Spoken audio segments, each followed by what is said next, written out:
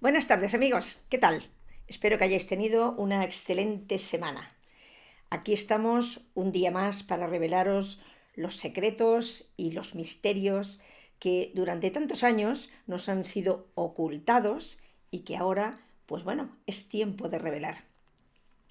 Pero antes de empezar, como siempre, además, el vídeo de hoy os anticipo que es bastante complejo.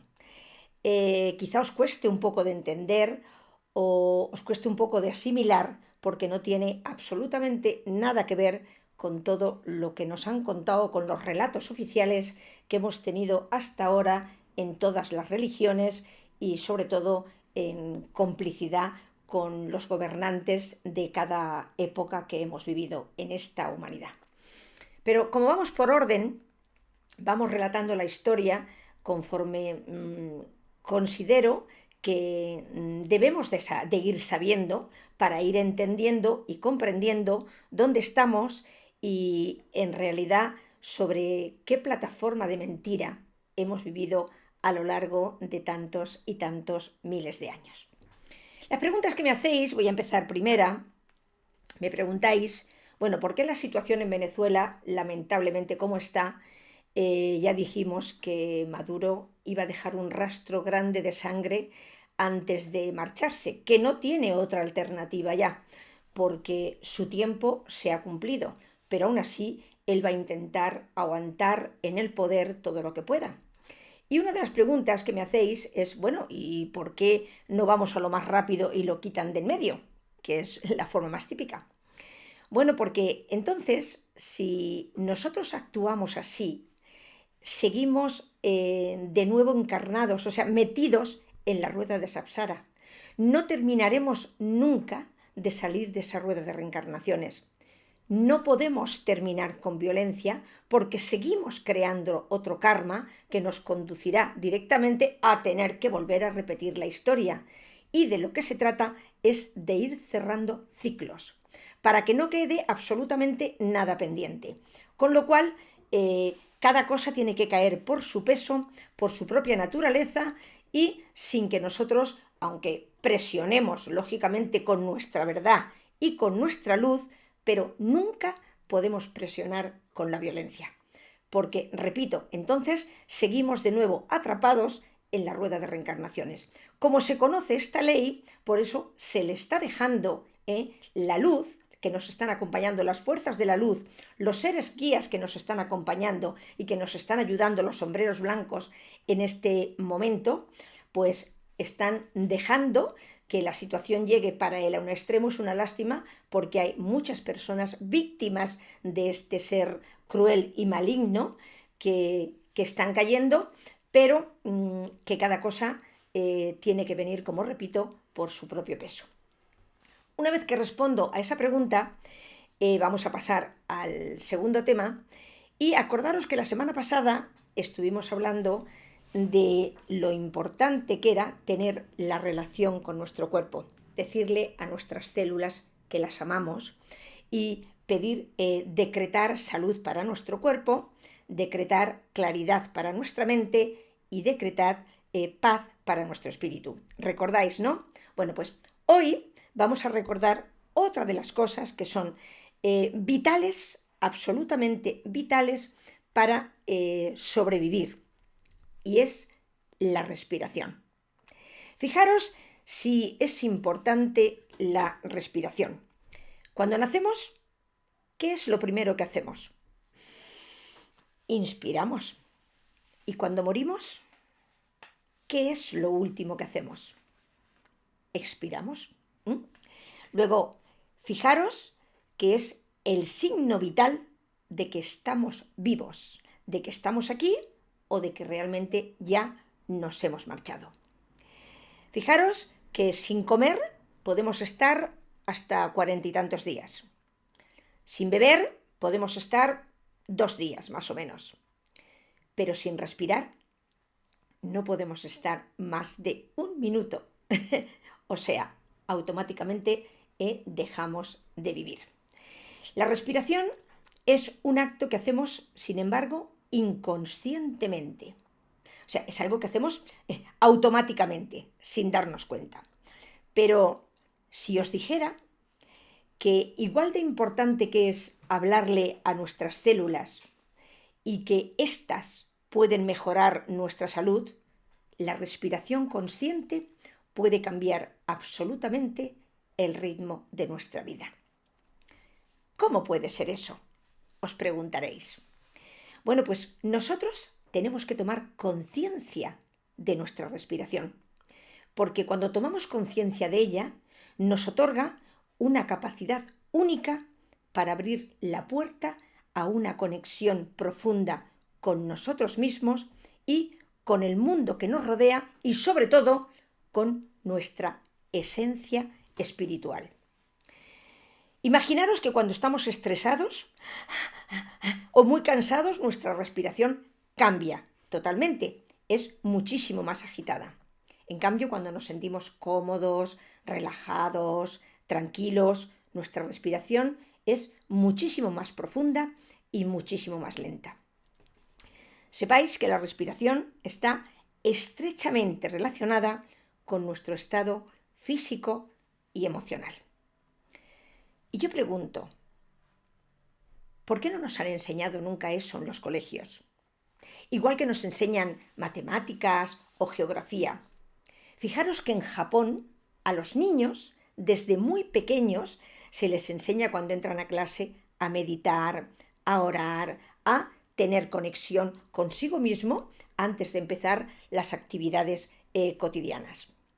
Puesto que esto es mucho más vital para nuestro desarrollo personal y sobre todo para crear en el futuro una identidad que nos lleve realmente con una madurez clara a nivel espiritual y a nivel física. La respiración, como bien sabemos, mejora nuestra salud, calma nuestra mente, pero también expande nuestra conciencia. O sea, eso es sumamente importante. Hemos olvidado, o mejor dicho, nos han hecho olvidar gran parte de nuestra sabiduría. Tenemos muchísima tecnología en el mundo en este momento, tenemos ordenadores, tenemos todos un teléfono móvil que vamos todos por la calle con ellos controlados, pero hemos olvidado los aspectos más simples y más básicos de nuestra existencia. Por ejemplo, decir buenos días por la calle cuando nos cruzamos con alguien. O sea, pues no sé, dar una palabra de aliento a alguien que realmente veamos que está un poco deprimido, Pues estas son cosas simples. O de sonreír, simplemente sonreírle a alguien, que es la cosa más sencilla y más fácil que tenemos. Hemos olvidado estas cosas, estas pequeñas cosas que en realidad es lo que nos hacen felices, porque hay cosas que el dinero no puede comprar. El dinero puede comprar una casa, puede comprar un coche, pero no puede comprar amor, no puede comprar una sonrisa, no puede comprar un ambiente de paz y armonía. Eso no se puede pagar ni comprar con dinero. En este vídeo vamos a desbloquear la energía vital, que esa energía, esta respiración, en la India se le llama prana y en el Japón y en China se le llama ki. Es como se denomina a el estado de respirar. ¿Pero qué es exactamente el prana? El prana es una palabra sánscrita que se traduce como fuerza vital o energía vital que nosotros necesitamos para vivir. Hay lugares como bosques, como playas, que son en realidad muy ricos en prana. Pero el prana también se puede tener a través de las relaciones personales, cuando estás a gusto con un amigo, con una persona, con una pareja. Cuando hay armonía en un grupo, se consigue pues tener un buen prana. Si las relaciones en casa son positivas, hay buena armonía entre ellos, también se consigue un buen prana. Hay prácticas como el yoga, el qigong, el tai chi, etcétera, que nos ayudan a aprovechar esa energía de una forma muchísimo más efectiva. Las personas que por desgracia tienen que estar tomando muchísima medicación, no tienen un prana sano, carecen bastante de él. También lo que comemos influye muchísimo en que tengamos ese prana con más salud o con menos. La luz del sol, que nos dicen que es mala, que no se puede tomar que no se puede tomar tanto, que hay que ponerse un protector, bueno, pues sepamos que es una de las fuentes de prana más saludables y potentes que nosotros tenemos.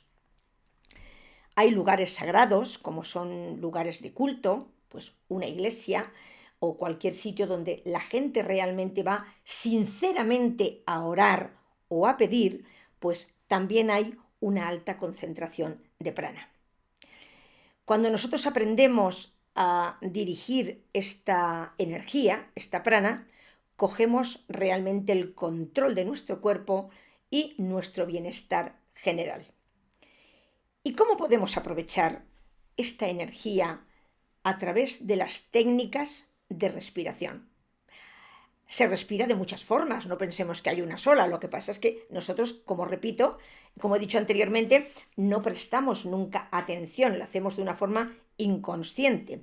Pero hay una práctica que se llama el pranayama, que se conoce mucho en la tradición yoga, y esto es una poderosa herramienta para equilibrar el prana en nuestro sistema inmunológico. La base del pranayama es siempre la respiración. Pero, como he dicho, hay muchos tipos de respiración y eso lo podéis consultar los que estáis haciendo yoga o eso con vuestros profesores, porque ellos os lo explicarán de una forma mucho más detallada, que yo en estos vídeos no tengo mucho tiempo, porque tengo mucho que contar y poco tiempo. La base de todas las respiraciones es la respiración diafragmática. Esta es una respiración profunda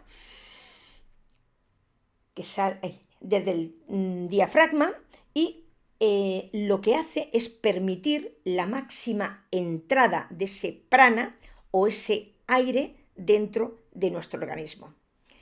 Otra forma de respiración es la nasal cruzada, que es la que os voy a enseñar yo ahora en este vídeo, porque para mí fue la inicial y es la que a mí me induce en un estado de preparación hacia las meditaciones, que se llama el Nadiosama. Y esta lo que hace es que equilibra los canales de nuestra energía. Nuestros chakras los alinea. Otra técnica poderosa es la respiración Oyagi o respiración oceánica, que se llama, que esto aumenta el calor interno, enfoca la mente y nos ayuda a mover el prana en todo nuestro cuerpo. La Kapalabhati o respiración como limpieza para nuestro cráneo. Y esto también purifica muchísimo los pulmones y aclara nuestra mente. El Bharamari o respiración de abeja se hace imitación precisamente a este insecto. Y este sirve para calmar el sistema nervioso y, repito, también para prepararnos para las meditaciones. Pero yo hoy voy simplemente a recomendar algo tan simple como empezar a ser conscientes y a concentrarnos en nuestra respiración, en el acto que supone entrar el prana o el aire en nuestro cuerpo, cómo lo conducimos a lo largo de todo nuestro organismo y luego expulsamos el anhídrido carbónico que hemos acumulado después de ese recorrido que ha hecho todo ese aire que hemos entrado a lo largo de nuestro cuerpo. Entonces, hoy yo las que recomiendo son el Chalabredana y el Pranayama, que esas son las dos más básicas. Y os voy a enseñar cómo. Cogéis y simplemente tapáis o cerráis la fosa nasal derecha con el pulgar derecho y respiráis profundamente con la fosa nasal izquierda, que es la que nos queda libre. Luego paráis y contáis 1, 2, 3, 4 y automáticamente hacéis lo contrario.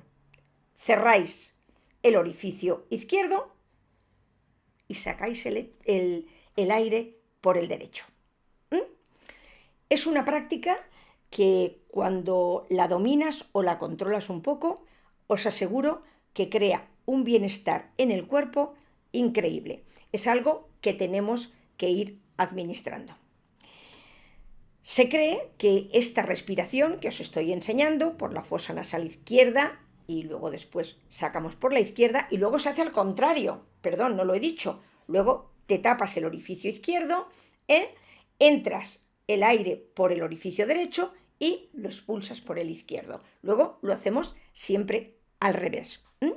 Esto activa la Ida Nadi, aportando calma y reflexión, sobre todo a nuestro cuerpo, paz interior, que es lo que creo que en este momento todos estamos necesitando.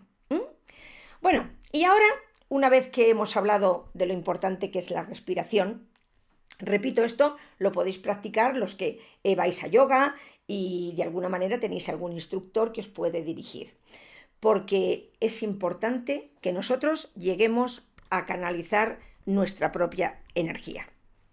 Y ahora vamos al tema de hoy, al tema que nos ocupa. Ya hablamos en el vídeo anterior de la primera mujer de Adán, Lilith. ¿Os acordáis? Vale. Ahora vamos a hablar de Eva, la segunda mujer de Adán. Pero antes de comentar un poco el tema de Eva, vamos a hablar de quién era la serpiente, porque es vital para que nosotros podamos seguir el relato de la historia y no perdernos en lo que voy a contar.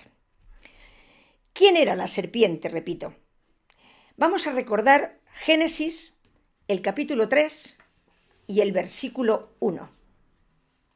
La serpiente era astuta, más que ningún otro animal, y le dijo a la mujer: ¿Dios os ha dicho que no comáis de este árbol del huerto?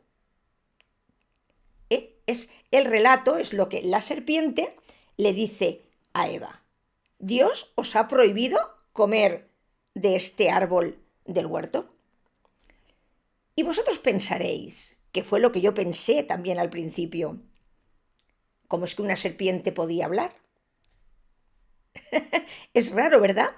Porque esto sugiere que automáticamente os quitéis todas las ideas de lo que habéis oído y de los relatos que habéis escuchado a lo largo de vuestra vida, porque no corresponde para nada con esa realidad.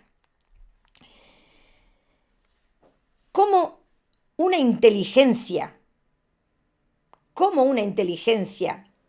diríamos, superior al género humano como era la serpiente, podía hablar? ¿Qué pasó? ¿Cómo podemos nosotros encajar esa historia? En Génesis capítulo 3, versículo 14, Dios maldice a la serpiente, diciéndole: por cuanto esto hiciste, maldita serás entre todas las bestias y entre todos los animales del campo. Sobre tu pecho andarás y polvo comerás todos los días de tu vida. ¿Os acordáis? O sea, la serpiente, esto indica claramente que la serpiente antes andaba. La serpiente no era un ser que iba arrastrándose por el suelo, sino que era un ser erecto que andaba de pie, que tenía una inteligencia superior. Y si ahora en todos estos vídeos estamos hablando de quién domina en este momento los controladores, y hemos dicho que son los reptilianos y los dracorianos, puesto que estos estaban antes que el género humano viniéramos a la Tierra. Porque, ¿por qué trajeron ellos los humanos a la Tierra? Nos trajeron como zánganos, como obreros, igual que las hormigas, para hacer el trabajo sucio. Nos trajeron como esclavos aquí a la Tierra. Lo que pasa es que con el tiempo fuimos cogiendo el control y automáticamente nosotros fuimos los que los echamos a ellos. Pero en realidad la historia no era así. Entonces, si esto indica claramente que la serpiente antes era un humanoide o simplemente pues era pues un ser inteligente, un reptiliano, pero que estaba ahí. Y repito, mucho antes que el humano, aquí en la Tierra. Entonces, vamos a analizar la situación por un momento y vamos a pensarla. Si ya hemos hablado en la tradición gnóstica de que el demiurgo, o sea, en otros vídeos también lo hemos dicho, de que el demiurgo fue en quien creó el mundo material y se apropió del rol del Dios verdadero, imponiéndonos a todos un sistema de control y de oscuridad en el que hemos vivido durante todos estos miles de años en la humanidad, la serpiente, al ofrecer el fruto del conocimiento a Eva, pues no estaba cometiendo ningún acto de traición. Simplemente lo que estaba haciendo era un acto de rebelión a esa falsa deidad, a ese falso Dios. Realmente lo que pretendía la serpiente era iluminar a la humanidad, dándonos las herramientas para discernir la verdad de la falsedad en la cual nos habían metido. Esto nos obliga a reconsiderar quiénes son realmente los villanos y los héroes de esta historia narrativa que hemos tenido en esta Biblia o en estas escrituras sagradas.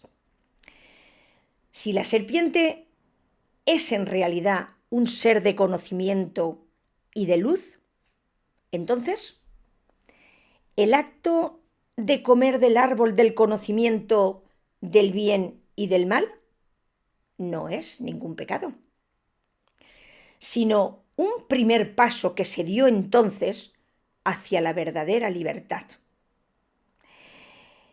¿Y si la serpiente en realidad fue el primer ser que quiso liberar a la humanidad de esta falsa deidad y de esta mentira en la cual hemos estado sumergidos a lo largo de todos estos años? Pensemos por un momento que la realidad no tiene nada que ver con la ficción.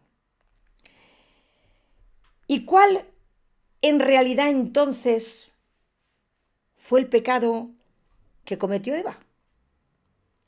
Porque si en realidad no fue ese, si la serpiente lo que quiso es decirnos, tenéis en vuestra mano el poder saber lo que él sabe y tener las herramientas suficientes para poder aprender, y ese no era el pecado, sino que era el despertar que teníamos que tener la humanidad. Imaginaros que ya viene desde el principio de los tiempos, no desde ahora.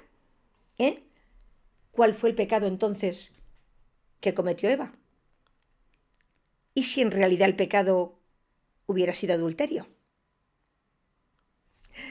Sé que estáis quedándonos un poco fríos, pero es que es la realidad del análisis que se hace en esta historia cuando profundizas realmente en ella. Repito, no podemos imaginar a la serpiente tal y como nosotros la conocemos, la que vemos en el campo, sino a un ser que era un humanoide, como un humano, pero con una forma de reptil. Claramente, Eva no podía tener intimidad con un reptil que se arrastrara por el suelo. Eso no nos cabe en la cabeza, ¿verdad que no? Pero si vemos en ese momento a la serpiente como un hombre o un humanoide, simplemente pues con los rasgos típicos de un reptil, ¿por qué no se puede enamorar y por qué no pueden tener relaciones? Esto puede parecer una locura para muchos, pero os aseguro que la Biblia nos da muchísimas pistas de que esto es cierto. Fijaros una cosa. Primero, lo que sucedió inmediatamente después de que Adán y Eva hubieran pecado en el paraíso. Si a ti te dicen, ¿por qué has comido eso? Yo lo primero que hago me tapo la boca, porque, no me lo debería de haber comido. Sin embargo, ellos no se taparon la boca. Ellos lo que se hicieron inmediatamente es que se dieron cuenta que estaban desnudos. Entonces, lo primero que hicieron fue cubrirse sus genitales con las manos. Y después hacerse, pues con las hojas de higuera que tenían, hacerse pues como unos delantales para cubrirse. Génesis, en el capítulo 3, en el versículo 7, dice: y entonces fueron abiertos los ojos de ambos y conocieron que estaban desnudos. Cosieron hojas de higuera para cubrirse. Este detalle ya nos sugiere que el pecado tuvo una relación directa con el adulterio. Nada tenía que ver con todo lo demás. Ella tuvo relaciones con la serpiente y quedó embarazada. Adán tuvo que cambiarle el nombre de su mujer. En Génesis, capítulo 3, versículo 20, dice: y llamó Adán el nombre de su mujer Eva, por cuanto ella era madre de todos los vivientes de la humanidad. Antes de esto, ella no se llamaba Eva, se llamaba Verona. Ese era el nombre de Eva, varona. Así la nombró Adán cuando fue creada para ella, la segunda esposa que fue creada para ella.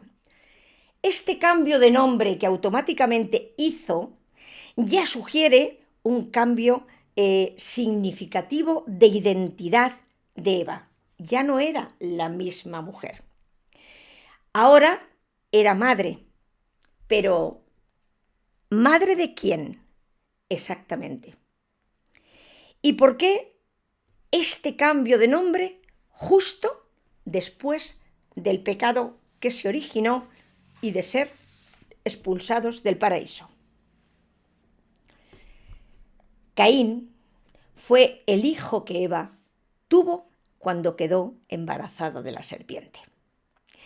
Y aunque parezca una locura y nos cueste ahora de alguna manera encajar toda esta historia, las Escrituras nos proporcionan grandes pruebas y además contundentes de que esto fue así. En el libro de Génesis se relata la historia de Caín y Abel, dos hermanos, pero dos destinos total y absolutamente diferentes. Uno justo y el otro condenado. Uno bueno y el otro el primer mujeriego que se conoce en la historia, y el primer corrupto que se conoce en la historia de la humanidad. ¿Qué pasó entonces? Bueno, la marca de Caín, ¿qué simboliza la marca de Caín? Eso lo vamos a analizar un poquito también ahora. Caín y Abel eran los primeros seres humanos que habitaron en la tierra según la tradición bíblica. Nos dice que Adán y Eva tuvieron dos hijos, Caín y Abel. Ya hemos dicho la descendencia de uno y la descendencia del otro. Caín, el primogénito, se dedicaba a la agricultura y Abel, el más joven, se dedicaba a cuidar los rebaños. Ambos, como era tradición en aquella época y además se tenía que hacer, pues hacían ofrendas de sus mejores frutos o de su mejor ganado y las ofrecían a Yahvé, a las deidades, a los dioses de la época. Sin embargo, Yahvé lo que hizo fue rechazar la ofrenda de Caín y aceptó la ofrenda de Abel. Imaginaros ya qué dioses teníamos. Un Dios justo no enemista, no pone enemistad entre los dos hermanos, sino trata de poner paz. Pues no, él quiso distinguir perfectamente el hijo de uno y el hijo del otro.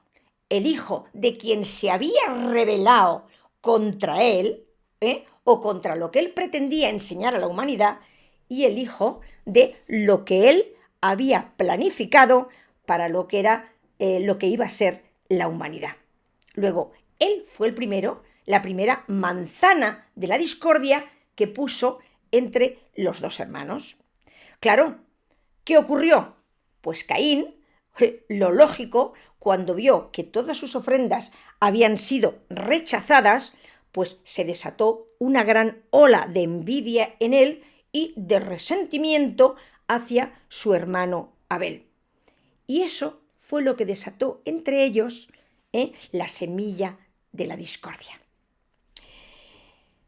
Caín, consumido por la rabia, por el odio y por los celos, llevó a Abel al campo y allí lo asesinó.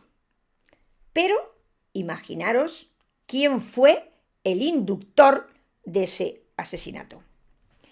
Este acto que cometió no solo marcó el primer homicidio de la historia de la humanidad, sino que resaltó también la oscuridad que puede residir en el alma humana cuando alimentamos nuestra parte negativa y oscura de los celos, de la envidia y de todas estas energías negativas que pueden llegar a obsesionarnos de tal manera que pueden invadir nuestra propia vida. Caín, al verse descubierto, lo que hizo fue intentó eludir la responsabilidad, pero la verdad era tan evidente que no se pudo esconder. Y Yahvé lo que hizo, le impuso una maldición sobre Caín y lo condenó a errar, o sea, a vivir errante por la tierra. Y para que no se le olvidara lo que hizo, le impuso una marca que Yahvé puso sobre su frente. La Biblia indica que esta marca se la puso para proteger a Caín de que alguien se vengara de él y lo asesinara también. ¿Para qué? Pues para que pagara su castigo vivo durante muchísimos años. O sea, nadie lo pudiera quitar del medio porque alguien, pues a lo mejor hubiese hecho lo mismo, hubiera intentado asesinarlo a él. Pero él le impuso la marca como que era intocable, algo que tampoco podemos entender, porque eso no era una marca, era en realidad un signo de confusión para muchos, porque ¿cómo se puede maldecir a uno y castigarlo, pero al mismo tiempo protegerlo de que no le pase nada?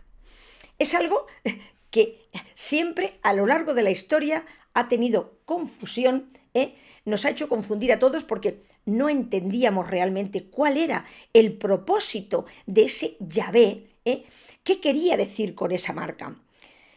¿Esa marca significaba realmente un mensaje para la humanidad? ¿Una revelación de algo?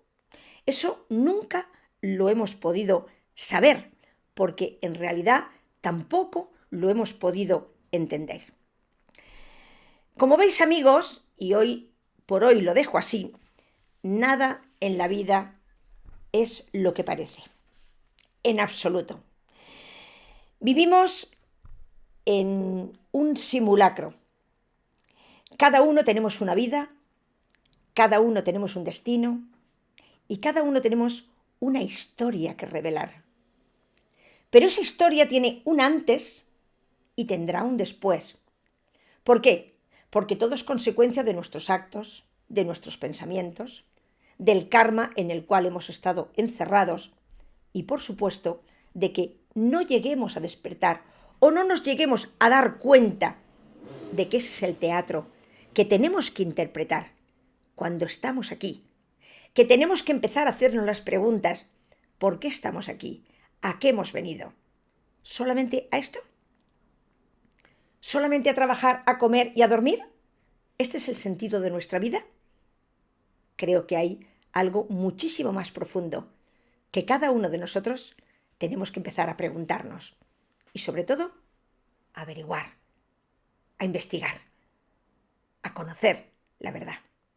Amigos, nos vemos en el próximo vídeo. Os quiero.